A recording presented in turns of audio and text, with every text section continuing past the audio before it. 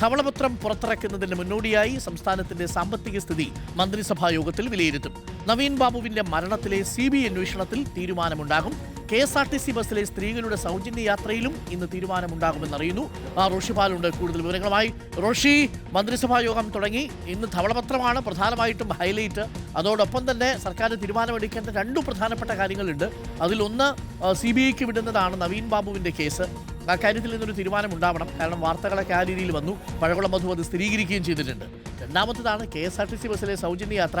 സംസ്ഥാന സർക്കാർ ആ ഉത്തരവാദിത്വം ഏറ്റെടുക്കാൻ മന്ത്രിസഭാ യോഗം ഇന്ന് തീരുമാനിക്കേണ്ടതുണ്ട്. അപ്പോൾ ഒരു പക്ഷേ അങ്ങനെ തീരുമാനിച്ചാൽ ഇനി 11 ദിവസമേ ബാക്കിയുള്ളൂ. സ്ത്രീകൾ യാത്രയ്ക്ക് വേണ്ടിയിട്ട് കാത്തിരിക്കുകയാണ്, മൺസൂൺ റൈഡിന് വേണ്ടി. അപ്പോൾ ആ തീരുമാനങ്ങളൊക്കെ ഇന്ന് വരും അല്ലേ മന്ത്രിസഭാ യോഗത്തിൽ? അരുൺകുമാർ, അങ്ങനെയാണ്. നിയമസഭാ സമ്മേളനം 9 മണിക്ക് തുടങ്ങണം. അതുകൊണ്ട് ഏതാണ്ട് 8:45 ആകുമ്പോഴേക്കും മന്ത്രിസഭാ യോഗം പൂർത്തിയാകാനാണ് സാധ്യത. ഇന്ന് പ്രധാനമായും ചർച്ചയാകുന്നത് സംസ്ഥാനത്തിന്റെ സാമ്പത്തിക സ്ഥിതി തന്നെയാണ്. കഴിഞ്ഞ ദിവസം വിദഗ്ധ സമിതി മുഖ്യമന്ത്രിക്ക് സമർപ്പിച്ച റിപ്പോർട്ട് ധവളപത്രം അവിടെ വിശകലനം ചെയ്യും. അതിനുശേഷമാണ് മറ്റ് അജണ്ടകളിലേക്ക് കടക്കുക. കൂടുതൽ അജണ്ടകൾ ഇല്ല എന്നാണ് സൂചന. ഏതായാലും സമയക്കുറവാണ് അതിന് പ്രധാനപ്പെട്ട വെല്ലുവിളിയും. ഇന്ന് രാവിലെ മന്ത്രിസഭാ യോഗം ചേർന്നതിന്റെ പ്രധാനപ്പെട്ട കാരണവും ധവളപത്രം ചർച്ച ചെയ്യുക എന്ന ഉദ്ദേശത്തോടു കൂടിയാണ്. അതിനൊപ്പമാണ് നവീൻ ബാബുവിന്റെ മരണം. അന്ന് UDF പ്രതിപക്ഷത്തിരിക്കുമ്പോൾ തന്നെ ആ മരണത്തിൽ CBI അന്വേഷണം ആവശ്യപ്പെടുകയും കുടുംബത്തിന് ഉറപ്പ് നൽകുകയും ചെയ്തതാണ്. അതുകൊണ്ട് നവീൻ ബാബുവിന്റെ ഭാര്യ ഉൾപ്പെടെ മക്കളടക്കം സന്ദർശിച്ച് CBI അന്വേഷണം ആവശ്യപ്പെട്ടപ്പോൾ മുഖ്യമന്ത്രി VD സതീശനും ആഭ്യന്തരമന്ത്രി രമേശ് ചെന്നിത്തലയൊക്കെ ഉറപ്പ് നൽകിയിട്ടുണ്ട്.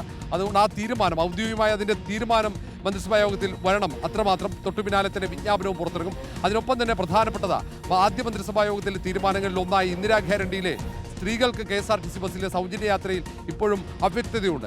ഏതൊക്കെ ബസ്സുകളിൽ, ഓർഡിനറി ബസ്സുകളിലാണോ, അത് ലിമിറ്റഡ് ബസ്സുകൾ, സൂപ്പർ ഫാസ്റ്റ് ബസ്സുകളിലാണോ, മറ്റ് ദീർഘദൂര ബസ്സുകളിലൊക്കെ അങ്ങനെ സൗജന്യ യാത്ര അനുവദിക്കാൻ കഴിയുമോ എന്ന പരിശോധനയാണ്. ആ കാര്യത്തിലൊരു തീരുമാനമെടുക്കണം. ഏതൊക്കെ കാറ്റഗറികളിലുള്ള ബസ്സുകളിൽ സ്ത്രീകൾക്ക് സൗജന്യ യാത്ര അനുവദിക്കാൻ കഴിയും എന്നതിലാണ് തീരുമാനം വരേണ്ടത്. ഒരുപക്ഷെ ഇന്നത്തെ മന്ത്രിസഭാ യോഗത്തിൽ ആ തീരുമാനം ഉണ്ടാകാനാണ് സാധ്യത. അരുൺകുമാർ.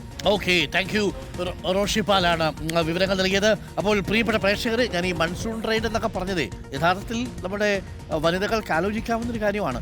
2000 ഇനി മുതൽ അങ്ങോട്ട് സൗജന്യ യാത്രയാകുമ്പോൾ പണ്ട് 100-500 രൂപയൊക്കെ വേണ്ടിയിരുന്നിടത്തിന് ഇപ്പോൾ വണ്ടിക്കൂലിക്ക് പ്രത്യേകിച്ച് പൈസയുടെ ആവശ്യമില്ലല്ലോ.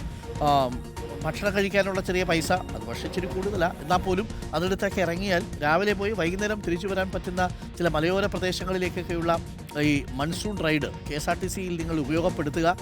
സ്ത്രീകളൊക്കെ ഈ മഴക്കാലത്തെ വീട്ടിനുള്ളിൽ ഇങ്ങനെ അടച്ചിരിക്കാതെ പുറത്തേക്ക് വന്ന് യാത്രയൊക്കെ ചെയ്യുക. KSRTCയിൽ ഇപ്പോൾ സൗജന്യ യാത്രയാണല്ലോ വരാൻ പോകുന്നത്.